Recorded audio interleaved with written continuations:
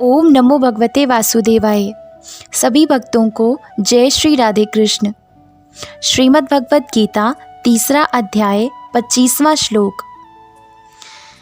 3 श्लोकों में कर्मों को सावधानी के साथ ना करने और उनका त्याग करने के कारण होने वाले परिणाम का अपने उदाहरण से वर्णन करके लोक संग्रह की दृष्टि से सबके लिए विहित कर्मों की अवश्य कर्तव्यता का प्रतिपादन करने के अनंतर अब भगवान उपर्युक्त लोक संग्रह की दृष्टि से ज्ञानी को कर्म करने के लिए प्रेरणा देते हैं।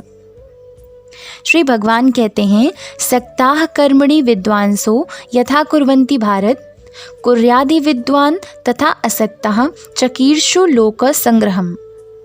हे भारत, कर्म में आसक्त हुए अज्ञानी जन जिस प्रकार कर्म करते हैं, आसक्ति रहित विद्वान भी लोक संग्रह करना चाहता हुआ उसी प्रकार कर्म करे। पहला प्रश्न है कि यहाँ कर्मणि पद किन कर्मों का वाचक है।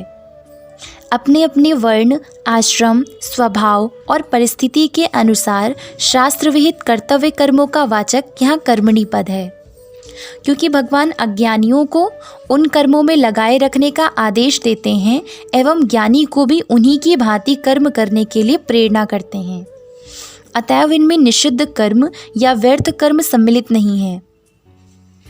दूसरा प्रश्न है कि कर्मणि सक्ताः विशेषण के सहित अविद्वांसः पद यहाँ किस श्रेणी के अज्ञानियों का वाचक है।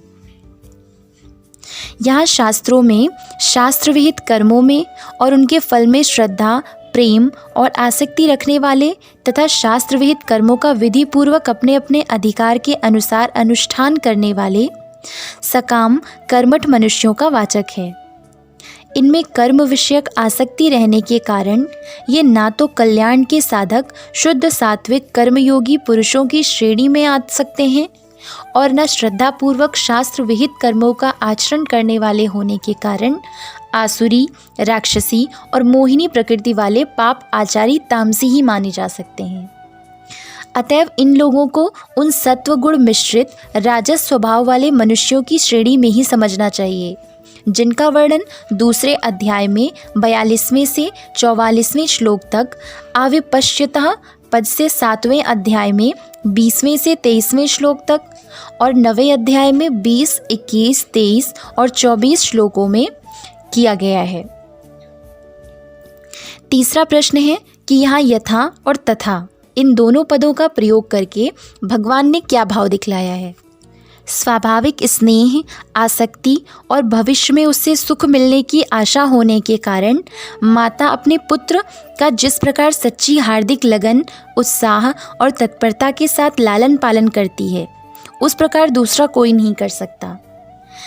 इस तरह जिस मनुष्य की कर्मों में और उनसे प्राप्त होने वाले भोगों में स्वाभाविक आसक्ति होती है और उनका विधान करने वाले शास्त्रों में जिसका विश्वास होता है, वह जिस प्रकार सच्ची लगन से श्रद्धा और विधि पूर्वक शास्त्र विहित कर्मों को सांगोपांग करता है, उस प्रकार जिनकी शास्त्रों में श्रद्धा और शास्त्र विहित कर्मों में प्रवृत्ति नहीं है, वे मनुष्य नहीं कर सकते। अतएव यहाँ यथा और तथा का प्रयोग करके भगवान यह भाव दिखलाते हैं कि अहमता, ममता, आसक्ति और कामना का सर्वथा अभाव होने पर भी ज्ञानी महात्माओं को केवल लोक संग्रह के लिए कर्म आसक्त मनुष्यों की भांति ही शास्त्र विहित कर्मों का विधि पूर्वक सांगोपांग अनुष्ठान करना चाहिए। चौथा प्रश्न है कि विद्वान का अर्थ तत्वज्ञानी न मानकर शास्त्र ज्ञानी मान लिया जाए तो क्या हानि है। विद्वान के साथ असक्तः विशेषण का प्रयोग है, इस कारण इसका अर्थ केवल शास्त्र ज्ञानी ही नहीं माना जा सकता, क्योंकि शास्त्र ज्ञान मात्र से कोई मनुष्य आसक्ति रहित नहीं हो जाता। पांचवा प्रश्न है कि लोक संग्रह चिकीर्षु पद से यह सिद्ध होता है कि ज्ञानी में भी इच्छा रहती है। क्या यह बात ठीक है? हाँ, रहती है, परंतु यह अत्यंत ही विलक्षण होती है। सर्वथा इच्छा रहित पुरुष में होने वाली इच्छा का क्या स्वरूप होता है, यह समझाया नहीं जा सकता। इतना ही कहा जा सकता है कि उसकी यह इच्छा साधारण मनुष्यों को कर्म तत्पर बनाए रखने के लिए कहने मात्र की ही होती है। ऐसी इच्छा तो भगवान में भी रहती है। वास्तव में तो यह इच्छा ही नहीं है, अतएव यहाँ लोक संग्रहम चिकीर्षु से यह भाव समझना चाहिए कि कहीं उसकी देखा देखी दूसरे लोग अपने कर्तव्य कर्मों का त्याग करके नष्ट भ्रष्ट न हो जाएं। इस दृष्टि से ज्ञानी के द्वारा केवल लोकहितार्थ उचित चेष्टा होती है। सिद्धांततः इसके अतिरिक्त उसके कर्मों का उद्देश्य नहीं रहता। ओम नमो भगवते वासुदेवाय। जय श्री राधे कृष्ण।